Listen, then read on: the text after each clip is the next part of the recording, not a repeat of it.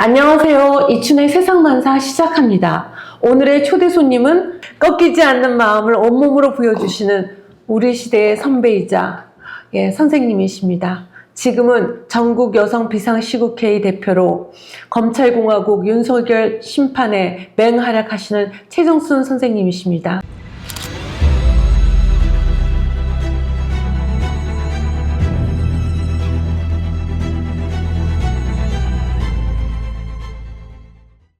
안녕하세요. 네, 반갑습니다. 네, 대표님 귀한 걸음 해주셔서 감사합니다.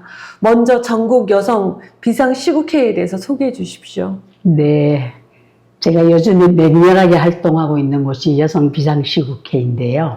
윤석열 정권이 역사 대행의 길로 가고 민생이 굉장히 어려운 시기에 우리가 급하게 생겨난 게 작년에 전국 비상시국회의라는 게 생겨났어요. 네. 그때 민주화의 고문들이 네. 3.1운동 때 우리의 주권을 주장하면서 우리 젊은이들에게 윤석열 정권을 그냥 두어서는 안 된다 하고 제안서를 주셨어요. 네네. 그래서 그 제안을 보고 전국 비상시국회의가 생겼는데요.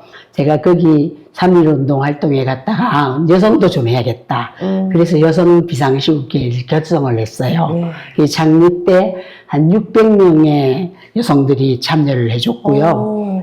지금은 우리 시위가 있을 때마다 또는 활동이 있을 때마다 다가가는 사람이 한 20여 명의 맹렬 여성이 있고요. 네네. 그리고 전국 우리 여성 비상시국회를 후원하는, 지원하는 또 여성 카톡이 한 150명 있어요. 네. 그래서 전국 비상시국회에서 가장 열심히 적극적으로 하는 단체라고 말할 수 있어요. 아유, 진짜 우리 시대의 고난을 다 겪으신 이 선배님께서 이런 이렇게 목소리를 내주셔서 너무도 감사하고 든든합니다. 예, 선생님이 그러니까 몇 학번이시죠, 오늘? 제가 7호 학번이니까요. 네. 올해 만 69세입니다. 아. 그래서 우리 나이로 70이고요. 네. 그래서 최근에 칠순잔치를 자녀들이 베풀어줬어요. 예. 진짜 감사한 일입니다.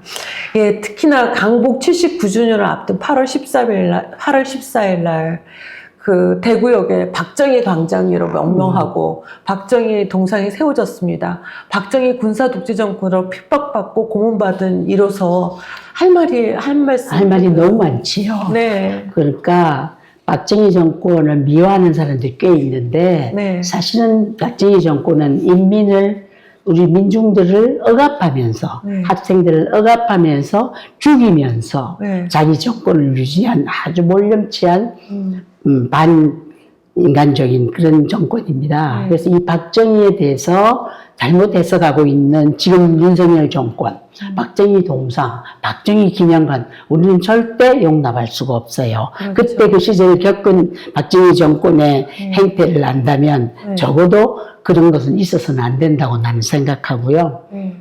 박정희 정권은 그야말로 군사 쿠데타로 시작을 해서 군사 쿠데타를 헌권 안 한다고 해서 정권 만들고 국가적 재건회를 만들어서 그 다음에 긴급조치법으로 유지한 유신헌법으로 모든 사람 눈과 귀와 입을 막고 그리고 긴급조치를 통해서 학생들과 민간인들을 엄청나게 핍박한 그런 정권입니다. 그뿐만 아니라 그 정권이 전두환 정권을 또 만들어냈습니다. 그렇죠. 그렇기 때문에 박정희 정권을 어떻게 보느냐에 따라서 민주화로 가느냐 또는 독재화로 가느냐 이렇게 지름길이라고 가림대라고 할 수 있겠습니다. 예, 1987년 이후 세대는 박정희 시절을 그냥 들어서 그냥 대충 이 사람이 군사 독재를 했다, 20년간 장기 집권을 했다, 이렇게만 알고 있지만, 그 당시 그 전두환 정권의 탄압도 똑똑했지만, 또 그만큼 우리 민주화 운동의 영향이 커졌지만, 그 긴급조치 9호로 구속되셨잖아요. 그것에 대해서 좀 한번 좀 얘기해 주시죠. 긴급조치 9호가 1975년 5월 13일 날 발표가 됩니다. 그 전에 1호, 4호 막 쭉 발표를 하다가 1호로 잡혀간 학생들, 4호로 잡혀간 학생들이 있었는데 이 9호는 유인물을 소지해서도 안 셈에 생각을 했어도 안 되고, 네. 나라의 미래를 생각을 했어도 안 되고, 좋은 책을 소지해서도 안 되고, 네. 그리고, 뭐 유인물을 돌려서는 더더욱 안 되고, 이렇게 사전 검거부터, 활동까지 다 해서, 긴급조치제 대학교 1학년 때 제가 대학을 딱 들어갔는데, 나는 큰 꿈을 꾸고 갔어요. 대학이라는 곳은 내가 시골에서 또 서울로 갔기 때문에 대학이라는 곳은 사회 정의가 숨쉬는 곳이다. 네. 또 사회 정의를 위해서 우리에게 공부시켜준 부모가 있는 것이다. 이런 생각으로 해서 대학을 갔어요. 그랬는데 대학을 가자마자 학교 문이 닫히고 그러고 경찰이 학교 내에 다 돌아다니고 안기부 직원이 저기 학보사에 딱 있어서 관리를 하는 거예요. 네. 그러니까 우리가 옴짝달싹 할 수 없었다 이렇게 말할 수 있어요. 학생이 동아리도 하고 발표회도 하고 뭐 선언도 하고 이런 게 당연하지. 지금은 당연합니다. 그러나 그때는 한 가지도 할 수가 없었어요. 심지어는 4.19 때 리본 다는 것도 잡혀갔어요. 내가 대학교 2학년 때 리본 돌렸다가 잡혀갔었거든요. 그리고 학생들이 공부하는 것이 제대로 객관적인 공부를 할 수 없어요. 내가 사회학과를 다녔는데 사회학과의 공부가 아주 이 공부만 시켜주고 한국의 역사라든지 한국의 정치라든지 이런 걸 아무도 가르쳐주지 않았어요. 그래서 너무 지식의 갈증이 있었어요. 그렇죠. 뭐 학교가 너무 이상한 거예요. 내가 이 아이들 간 걸 얼마나 후회했는지 모르는데 뭐 여성들이 그 예쁜 옷 입고 뭐 미팅하고 이런 문화가 주류를 이뤘고요. 결혼해서 시집 잘 가는 게 그게 주류였어요. 근데 나같이 시골에서 이제 가난한 진해여중, 진해여고. 예. 그래서 진해여중 진해여고를 나왔는데 제가 아주 가난한 집의 딸이었어요. 네. 그 대학을 갈 수 없는 정도의 상황이었는데 중학교 때 공장 가려다가 우리 언니가 막아서 안 가게 되고 또 이화대학을 가게 된 건 우리 오빠가 그때 서울대학을 다니고 있었어요. 네. 우리 오빠가 여자는 나면 이화여대를 나의 일물이 된다고 그래서 갔는데 완전히 내 생각하고 반대인 거예요. 네. 그래서 이건 아니다. 그래서 내가 뭔가 공부를 제대로 해야겠다. 그랬어요. 근데 긴급적으로 딱 나니까 그 당시에 이렇게 동아리 모임을 붙여서 회원을 모집했거든요. 네네. 근데 잠깐 하루 동안 흥사단 아카데미 회원 모집이라는 게 붙어 있었어요. 네. 나 저기가 좀 진지한 공부를 하고 싶다. 그래 갔어요. 네. 그게 제 인생의 아주 시작이 이 민주화 운동으로 가게 됐던 시작이 됐고요. 여러분은 지금 대학 가면 자유롭고 네. 마음대로 살고 지금은 젊은이들이 직장 문제에 매몰하고 있었지만 우리는 이 사회의 독재를 종식시키고 민주주의를 해야겠다 이런 데 관심이 있었어요. 지식하고 이런 건 전혀 관심이 없었어요. 네, 그랬던 시절을 살았기 때문에 지금의 대학생들하고는 완전히 판이한 세상이라고 할까? 선생님 제가 민주화 운동 기념사업회 보니까 그 아카이브에 선생님이 기술 녹취가 있더라고요. 그래서 봤더니 1978년도 5월 4일인가 이렇게 구속이 5월 됐다. 9일. 5월 맞다. 5월 4일 날 몇 명이 구속되고 구속되고. 챕터 시간에 이렇게 낭송을 챕터 시간. 네, 챕터 시간에 그래서 그게 참 재밌는데요. 네. 우리가 1978년에 3번의 시위권이 있었어요. 네. 교실에 유인물을 돌린 사건이 하나 있었고, 그 다음에 학도단 학생 3명이, 학도 간부들이 유인물을 만들다가 잡혀갔고, 그 다음에 이제 제 차례였어요. 이제 5월 9일 날, 진짜 그때 너무 경찰들이 학교 내에서 우리를 잡으려고 막 집회 시위 결사에 집회 시위 결사가 불가능했어요. 예. 그래서 나는 이렇게 생각했어. 절대 잡히지 말아야겠다. 우리 선배들은 계속 미수에 의해서 이렇게. 미수로 다 잡혀가고. 낙서만 해도 잡혀가고. 잡혀가고, 뭐, 소문만 나도 잡혀가고 그랬는데 나는 소문을 잃지 않내고, 나 혼자서 우리 후배 집에 가가지고, 있죠. 옛날에 유인물. 가리방으로 쳐가지고 유인물 하는 거 있죠. 예. 그 3,000매를 만들었어요. 그 제목이 뭐냐면 이와여 깨어나라. 이와인여 깨어나라. 그렇게 이야기했어요. 그래서 쭉 이렇게 학원이 죽어가고 있는 세상을 우리가 그냥 일 수 있겠느냐. 그래서 유신헌법 정권을 유지하고 있는 박정희 정권과 우리 학생들에게 꼼짝도 못하게 하는 긴급추축구호법과 그리고 학원 자유를 그때 또 뭐가 일어났냐면 동일방직 똥물 사건이 있었어요. 동일방직 노동조합을 만들었다는 이유로 그 깡패들이 구사대들이 가서 똥 뿌리는 사건이었어요. 그 사건이 일어났던 때예요. 너무나 흥분되는 열받는 사건이었죠. 그래서 동일방직 여성 노동자를 보호하라. 여성 노동자를 동일방직 여성 노동자를 노조 활동을 보장하라. 그렇게 4가지 구호가 내가 썼던 기억이 나요. 그래가지고 아무도 몰래 삼천장을 해가지고 채플이 11시에 하거든요. 11시 전에 싸들고 가고 바로 그 직전에 친구들 몇 명에게 쫙 뿌리라고 돌려줬어요.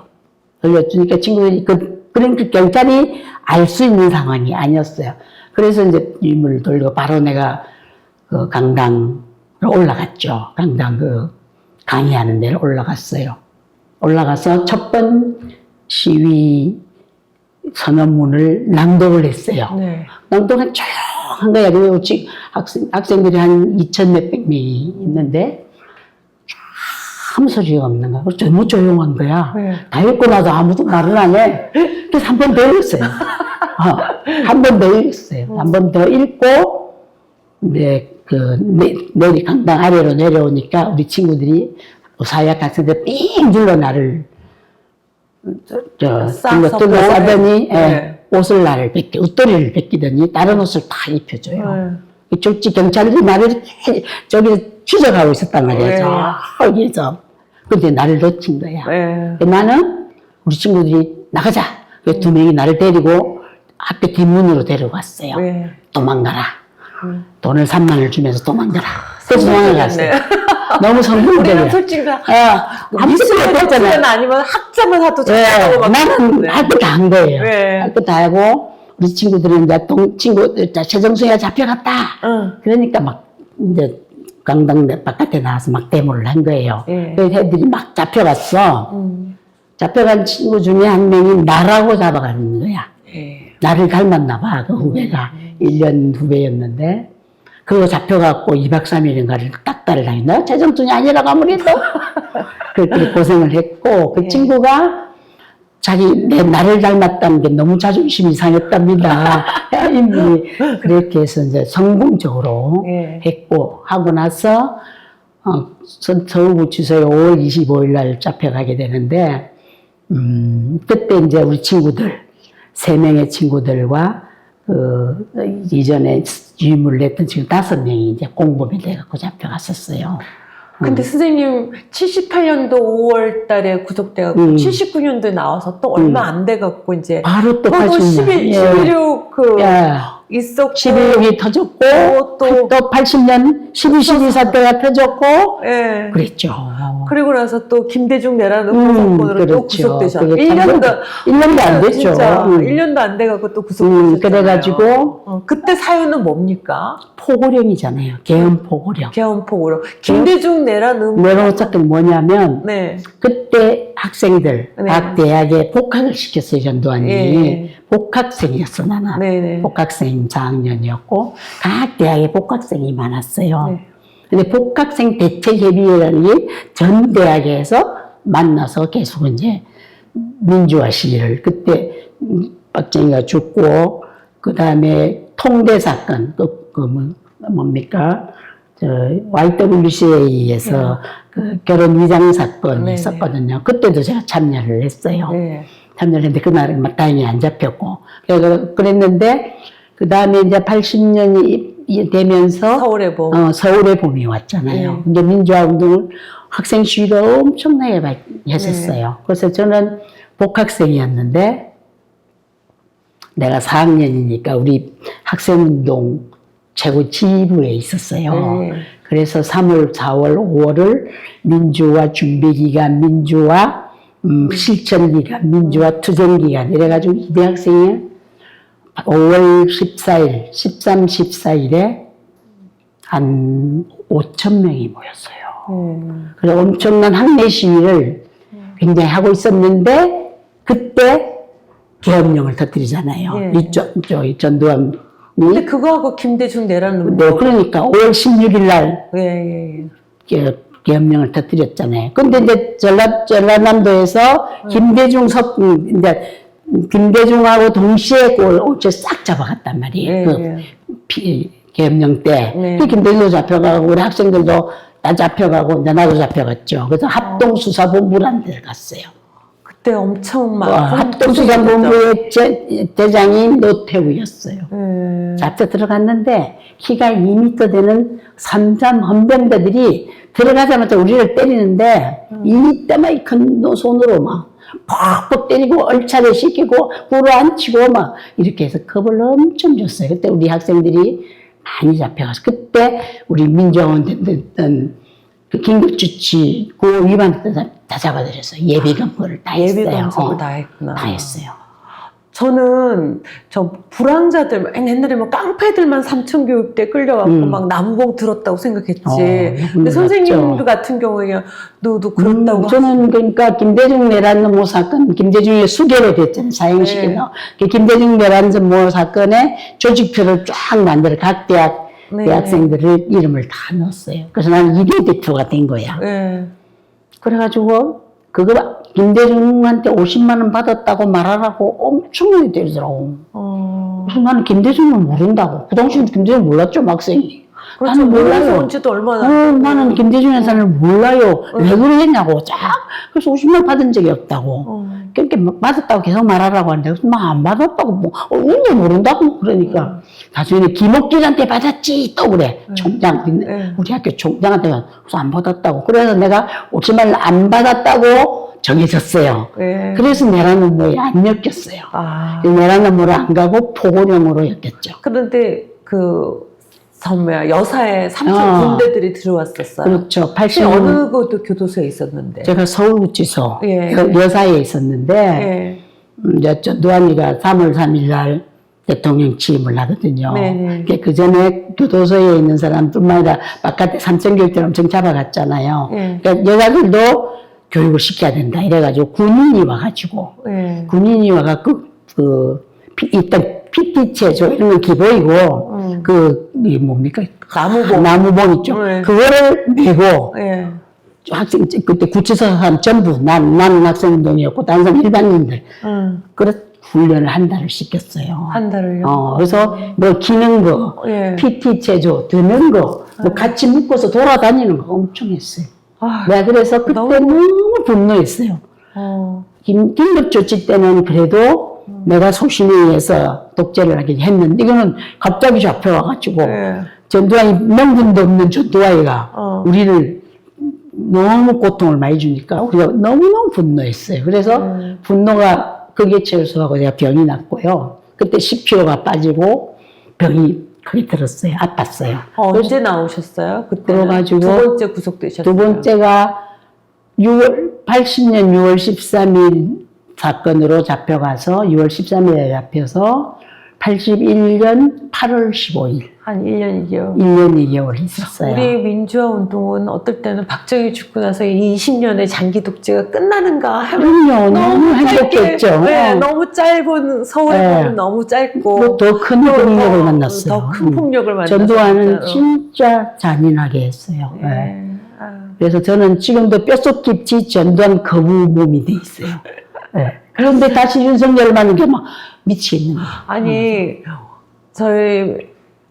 제가 이제 우리 선배들 봐더라도 좀 운동 역량이 좀 커지고 그러면 그렇게 고문을 심하게 하지 않잖아요. 무서워하고 막 이러는. 근데 그 전에 한 1년만 전에도 막 하면 막 혁 뒤로 가지고 여학생도 때리고 이랬던 거 생각하면 너무 고생하셨는데 83년도에 민주화 운동 청년연합 창립회원으로 창립활동 아니 열심히 고생을 했죠. 81년도 나오셔가지고 또 그러니까 왜냐하면 전두환에 대한 분노가 너무 깊으니까 뭐라도 해야 된다. 내가 살아있는 난 뭐라도 해야 된다. 그랬죠. 그래서 민주화운동 청년연합은 각 대학의 청년 졸업한 운동권 사람들이 청년 운동을 하기 위해서 모였어요. 네. 그 출발을 할 때부터 난 참여를 하게 됐죠. 여자는 나 혼자밖에 없었어. 그래서 여성 부장으로 활동하셨어요. 여성위원장 예. 역할을 했는데 저는 여성 조직을 만들고 또 여성들이 또 모아주고 그래서 또 그리고 상임위원회 활동도 하고 그래서 그때 우리 남편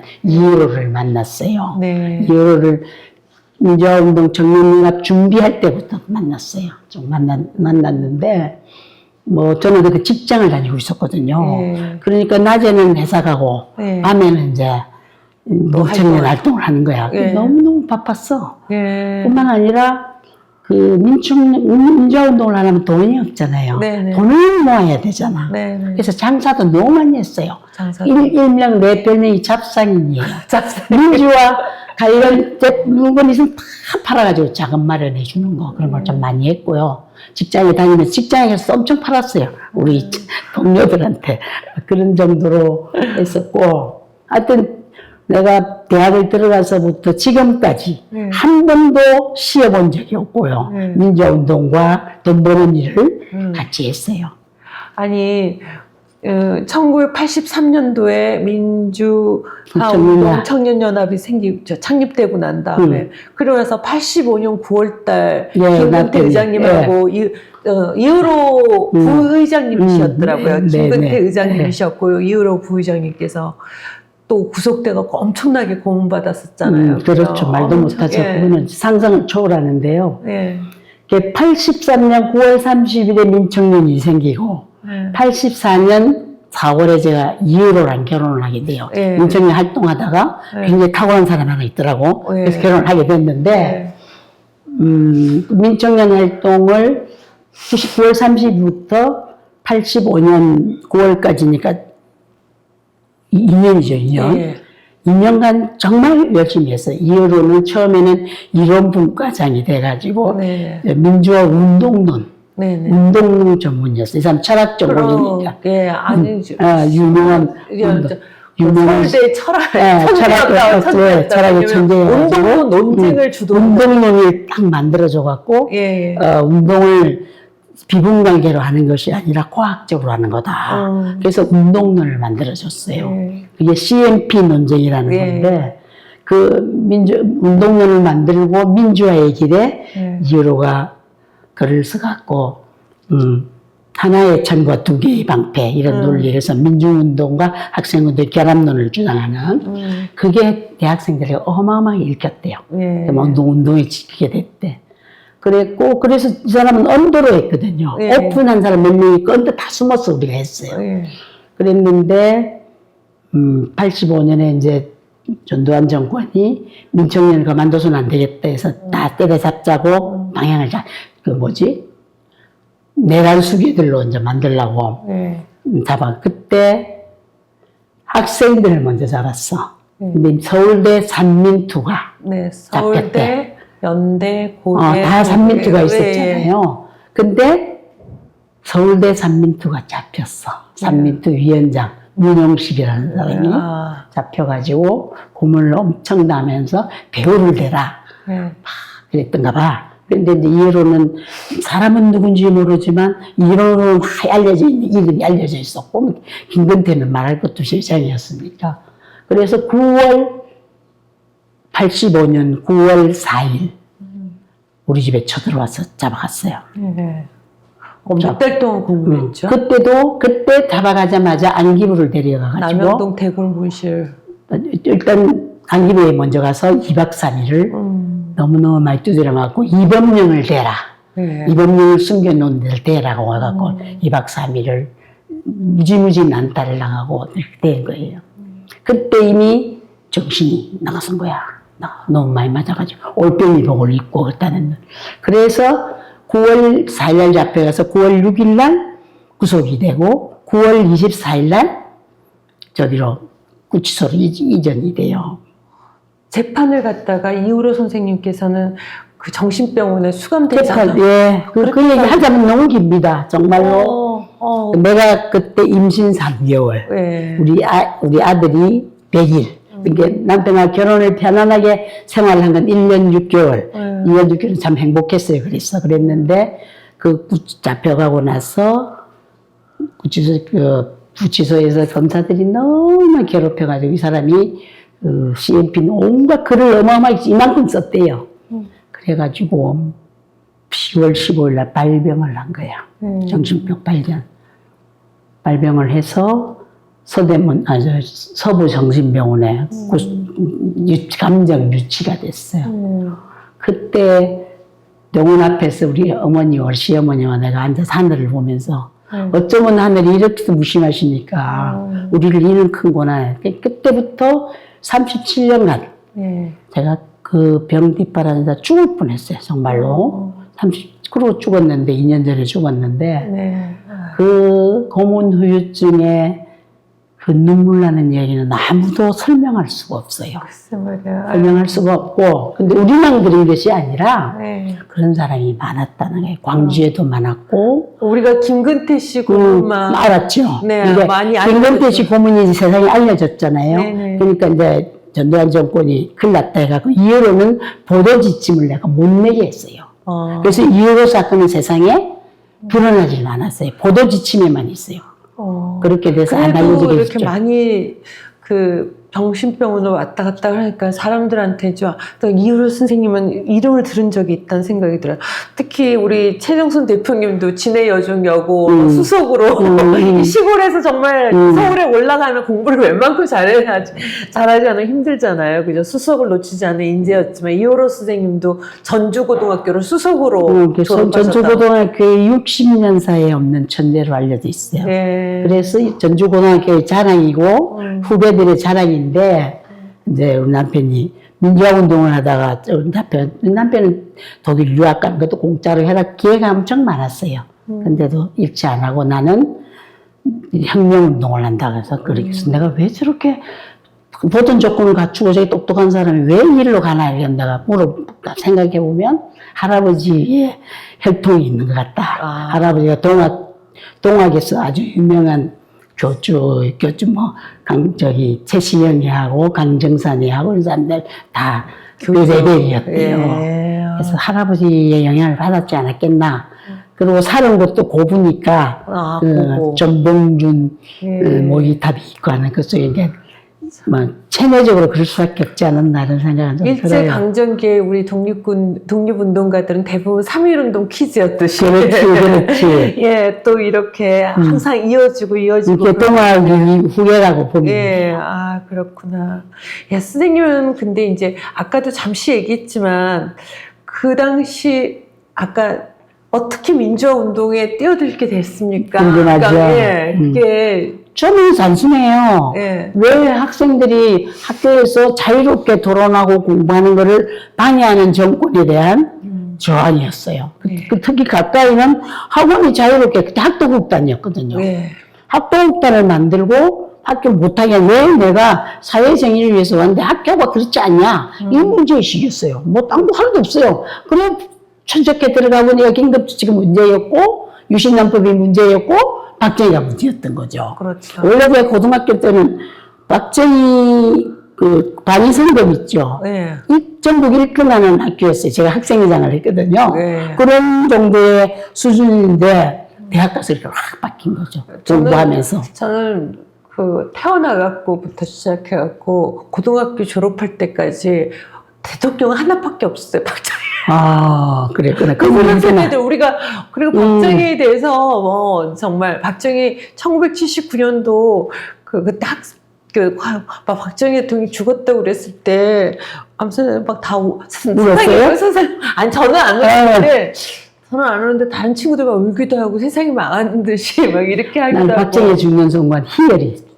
또 몇십 년 동안 우리 민주화운동이 진척되는 것 같았는데 또 보수 정권이 되면서 아주 이상한 방향으로 가고 이래서 지금 엄청 전두환 분노를 넘어서 이제 윤석열 분노가 하늘을 치솟고 있어요, 제가. 글쎄 말이야. 민주주의 태양과 역사를 태양시키는. 근데 이제 외람된 말씀이지만 이제 저희들끼리 얘기할 때 70년대 학번 같은 경우는 누구보다 박정희 군사 독재 정권에 대해서 잘 알고 있지 않았습니까? 네. 특히나 이제 저도 그 언니나 오빠나 삼촌이나 이러면 다들 박정희에 대해 이 군사 독재 정권에 대해서 치를 떨었잖아요. 심지어 유행가도 못 부르게 하고 옷 두 발도 못하게 하고 막 이런 군사. 근데 요즘 70년대, 80년대, 심지어 90년대 민주화 운동을 앞장섰던 이들이 뉴라이트 이런 데 앞장서고 있지 않습니까? 친일 매국, 이 진짜 친일파도 아니고 매국노도 아니고 이 세작의 본부가 그러니까. 이 용산에 있는 것 같은. 그렇죠. 이걸 지금 어떻게 이런 작태에 대해서 어떻게 그러니까 좀 이게 생각 돌이켜볼 필요가 있어요. 우리는 민주화운동을 할 때 행동으로도 많이 공부를 많이 했거든요. 네네. 역사 공부, 세계사 공부, 경제 공부 안 한 게 없어. 진짜 책을 많이 읽었고요. 감옥에 가서도 책을 엄청 많이 읽었고. 그래서 이제 역사에 대한 통찰력이나 이걸 다 알고 있어요. 근데 해방전후사의 인식이라는 책을 그때 사람들이 많이 읽었었는데, 이 지금 유라이트는 제일 큰 문제가 일제를 인정하지 않는다는 거예요. 네. 일본 제국주의가 없었다고 생각하는 미친놈들이에요. 네. 그러다 보니까 사실은 일제 시대에 우리나라 국민들이 얼마나 힘들었는가. 네. 그 심지어는 뭐 땅도 뺏기고 다 단합이심 이렇게 다 만주로 네. 다 도망갔잖아요. 그러니까. 도망가고 이렇게 살았던 시대를 네. 그때 피 흘리고 열심히 했던 독립운동가를 또 독립운동을 마치 일본이 우리나라를 키워준 것처럼 말하는 근대화시키는 것처럼. 그 식민지 근대화론 뭐 이런 거요. 그런 것들이 우리 민족의 저력을 못 보는 거죠. 우리가 그 동학부터 지금까지 이어온 세월이 몇 대입니까? 1898년부터 지금 2024년인데 이 역사를 부정하는 거나 마찬가지요. 우리 민족의 자주독립의 역사, 민족의 하나되게 통일의 역사를 지키려고 했던 사람들의 뜻을 전혀 반대를 하는 게 이 유라이트거든요. 그리고 출세를 바란 유라이트들이. 난 처음에 유라이트가 신지영 뭔가 한 놈이 김건태 의장 지역구에 나왔었어요. 그래서 저 미친놈이다. 저런 놈이 어딨나. 그러면 신조가 이겼잖아요. 이길 때 뭐라고 이겼느냐? 부동산 재개발 다 해주겠다고. 근데 국민들이 이 역사나 이념이나 이런 부분은 자기가 공부해야만이 알 수 있는 세상이에요. 윤석열 정권 퇴진운동이 바로 제2의 독립운동이 그렇죠. 독립운동이 될 수밖에. 윤석열이가 일본에 내주고 다 내주죠. 그리고 유라이트 등용하지요. 독립기념관에 유라이트가 간다는 게 말이나 되는 소리입니까? 말이나 되는 소리입니까? 아무리 썩은 정권이라도 그거는 아니죠. 그러니까 어저께서는 이종찬 강북회장이 자기편 들어주다 화나서 나오게 했으니 이건 아니다. 독립기념관을 그러는 건데, 근데 독립기념관에 한국과 중앙연구원 국사편찬에 다 유라이트예요. 그러니까 저는 더 분노하는 게 지난번에 이경희 선생님이 수요 집회 갔었더니 학생들 데리고 수요 집회 갔더니 수요 집회에서 우리 위안부 운동을 갖다 폄훼하고 조롱하다 못해 위안부 할머니들을 보고 매춘부라고 그러고 사기꾼이라고 그러고 이건 진짜로 천벌을 받을 짓이죠. 네, 천벌을 받을 짓이죠. 그때 16, 15, 12살 잡혀가서 그런 건데 도대체 역사는 거꾸로 가는가? 막 이런 생각이 내가 들 정도로 말도 안 되는지. 뭐 5.18도 폄훼한 거 말할 것도 없고 북한군이 어쨌든 말도 안 되는 소리가 이 보수 정권의 그 보수들이 퍼뜨리는 거죠. 퍼뜨리기에 그게 또 세뇌되어 있는 사람이 꽤 많아요. 그래서 저는 참 걱정이 많이 됩니다. 저는 이런 것 중에서 우리가 역사를 모르는 것도 문제지만 또 한편으로는 어떻게 생각한다면 친일도 청산이 됐지 않았지만 독재에 부역했었던 사람들을 누구도 청산되지 않았다는 생각이 들거든요. 그렇죠. 친일 청산은 이으로 선생님이나 또 우리 김근태 의장님이나 다들 얼마나 고문 후유증으로 고생하셨습니까? 40년 고생했죠. 그렇죠. 그분들을 고문했던 분들이 이근한 하나만 나왔는데요. 여러 명 있어요. 그렇죠. 그분들이 처벌을 정말 이 국가의 권력을 가지고 무고한 사람들이 이렇게 고문으로 불법적으로 하는 사람들이 처벌이 됐었어야 되는 거 아닐까? 당연하죠. 너무나 혹시 당연한데. 이호로 선생님은 막 그걸 고생하시면서 그분들 추적 안 하셨어요? 근데 제가 이후로가 병이 너무 심각해가지고 예. 이후로만 뒷바라지 하는 것으로서 아무것도 못했어요. 근데 내가 지금도 알고 있는 그 사람이 누구라는 걸 알고 있거든요. 그래서 지금 남편이 죽고 나서 내 할 일이 예. 이호 고문 사건을 해명하는 일이에요. 예. 그리고 이후로는 또 보상도 하나도 못 받았어요. 그 40년 고생해서. 그래서 그 해명하는 일이 지금부터 내한테 남은 일이에요. 그거를 책을 쓰려고 그래요. 그러니까 그 김근태 의장님 같은 경우도 파킨슨병도 그것도 후유증이죠. 예. 네. 그리고 선생님은 옆에서 너무 그 고문 후유증을 직접 봤으니까. 어떻게 막 병원을 막 말도 못하죠. 예. 병원을 37년간 22번을 병원을 들어가게. 22번을. 예, 1년 반에 한 번씩 병원에 가면 2달, 석 달씩 있어야 하는 그런 가정이었어요. 그러니까 뭐 남편을 건강하게 할 일이 너무 일이 컸고, 그거를 위해서 막 내 힘을 다 바쳤고, 즉 돈 버는 거 외에는 그랬어요. 그러니까 아니 남편이 또 그러니까 새끼까지 선생님 다 하셔야 됐잖아요. 그럼요. 그리고 이제 민주운동도 해야 되겠고, 남편 뒷바라지도 해야 되겠고, 직장에 돈도 벌어야겠고, 애도 키워야 되는 아주 1인 사역이 나를 그냥 슈퍼우먼을 만들었다고 할까? 그런 정도로 했어요.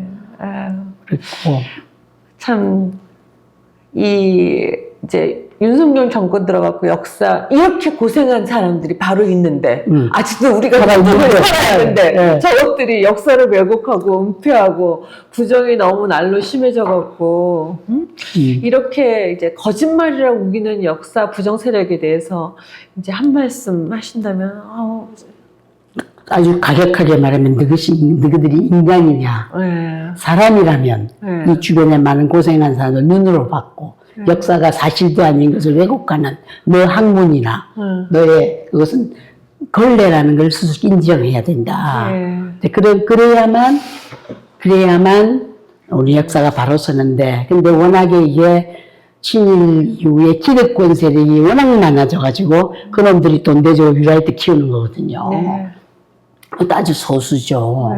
아주 공부도 안 한 사람들, 공부를 제대로 한 사람이면 그런 말 할 수가 없어요. 그러니까 그 사람들을 이기려면 우리 쪽의 역사가 대해서 인정이 돼요. 임시정부까지 부정하려고 그러잖아요, 지금. 그렇죠. 그래서 저는 다시 요즘 공부를 시작했어요. 영영평전을 더 읽고 있어요. 임시정부만 또 공부를 시작했어요. 그렇죠. 그러니까 알아야 된다. 그래서 많은 우리 후배들, 우리의 청년들이 지금 먹고 사는 문제에 힘들지만 이 역사를 바로잡고 먹고 살아줘요. 나는 그냥 50년 동안 민주화운동 했지만 돈 잘 벌고 살았거든요. 진짜 돈도 벌고 민주화운동도 하고 남편도 뒷바라지하고 애들도 키우고 살았거든요. 아까 친구분들이 슬램덩크 그랜드 슬램이라 그러니까 민주화운동의 고통을 가장 많이 받은 그랜드 슬램이라 그래요. 다 겪었으니까 박정희 때 전두환 때 쫙 다 겪어서 오늘까지 왔으니까 그리고 지금은 또 윤석열 정권과의 싸움을 적극적으로 하고 있고요. 이렇게 고문 후유증으로 돌아가신 이후로 선생님을 비롯하고 많은 분들의 피와 땀, 눈물로 우리 사회가 이만큼이라도 이제 민주주의를 일으켜냈는데, 그럼에도 이제 다시 역사가 퇴행하고 이런 걸 보면서 우리 젊은 세대들한테도 좀 한마디. 우리 젊은 세대들이 그러니까 결핍보다는 좀 편안하게 산 부모들에 의해서 조금 편안하게 산 집단이잖아요. 그래서 우리 아들도 그렇고 우리 아들도 정치적 입장이 나하고 다르기도 해요. 우리 아버지가 그렇게 고생하고 엄마도 그랬지만 그래서 생각이 달라요. 그리고 직장 취직도 못하고 막 어려움이 많잖아요, 청년들이. 그러니까 사실 이해해요. 이렇게 청년들이 어렵다는 건 너무 많이 이해하는데 이 청년들이 선배 세대들의 이야기를 정말 탐구하고 좀 알았으면 좋겠다. 알면 잃을 수가 없다. 아마 몰라서 그러지 않겠는가. 그런데다가 인터넷이 워낙 다양한 정보가 드는데 어느 정보를 진짜인지 어느 정보가 가짜인지를 모르잖아요. 그걸 좀 선별할 수 있으면 좋겠다. 네. 그런 생각이 들고요.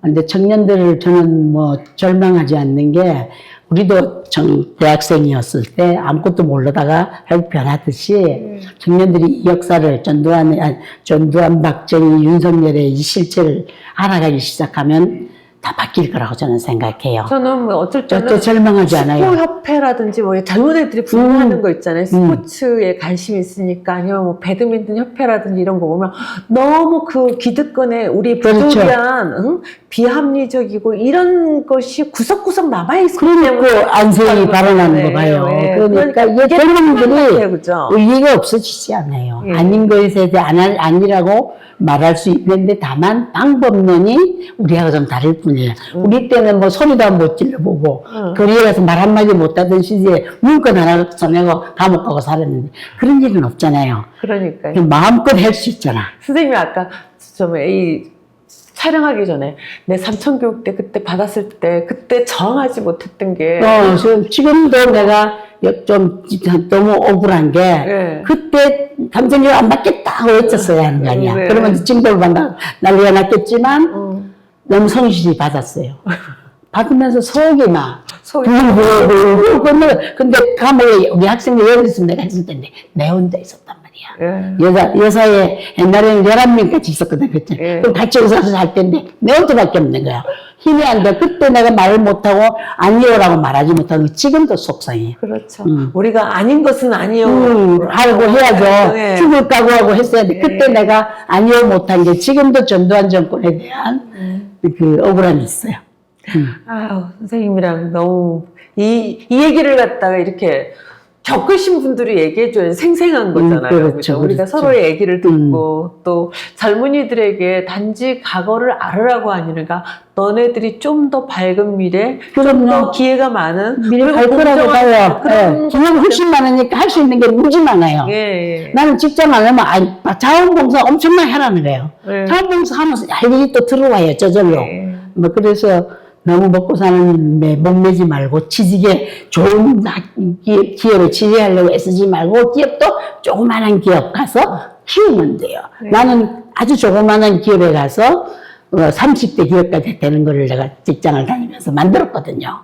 추가적으로 또 진짜 너무 제가 선생님 할 얘기 너무 많지만 시의원도 하셨잖아요. 시의원도 하셔서 총화적으로 제가 질문할 것도 너무 많은데 그래도 이제 다 내가 추가적으로 내가 꼭 해야 된다는 건 첫 번째는 이해로와 같이 정신병원으로 고생한 사람들은 보상도 못 받고 세상에 알려주지도 않았어요. 이 사람들의 진상조사를 해서 이 사람들을 제대로 세워주고 역사 앞에 세워놓는 거. 이게 내 첫 번째이고요. 두 번째는 민주화운동을 해서 고생한 많은 몇만 명의 사람들, 이 사람들 정당한 보상을 받는 거. 근데 제가 이제 시의원을 하면서 법을 하나 고쳤어요. 민주화운동 관련자들에게 뭐 보상을 주는데 아주 저소득층만 주게 이렇게 만들어 놨더라고요. 그래서 제가 법을 바꿨어요. 65세 이상 되면 무조건 보상해라. 서울시에서 10만 원짜리 월 10만 원 받는 걸 만들어줘서 그게 전부 퍼졌어요. 그렇구나. 그게 제가 만든 출발점이에요. 저도 아직 보상 신청 안 했습니다. 신청해서 받으세요. 받아야죠. 받고요. 찾아야 되고 또 하나 바라는 건 정말 민주운동 세력뿐만 아니라 이 사회에 민주주의를 원하는 사람들이 정말 하나로 갔으면 좋겠다. 그 일에 저는 매진할 생각이에요. 아유, 감사합니다. 오늘 나와주셔서 너무 감사합니다. 됐나 모르겠네요. 아닙니다. 최정순 선생님처럼 우리나라의 민주화를 위해 헌신하신 많은 분의 영향으로 대한민국이 과거 독재 정치를 벗어나 민주화가 될 수 있었습니다. 민주화 운동하면서 고문받고 죽임을 당했던 수많은 분의 헌신을 다시 새기는 시간이었습니다. 이춘의 세상만사 오늘은 여기까지입니다. 감사합니다. 감사합니다.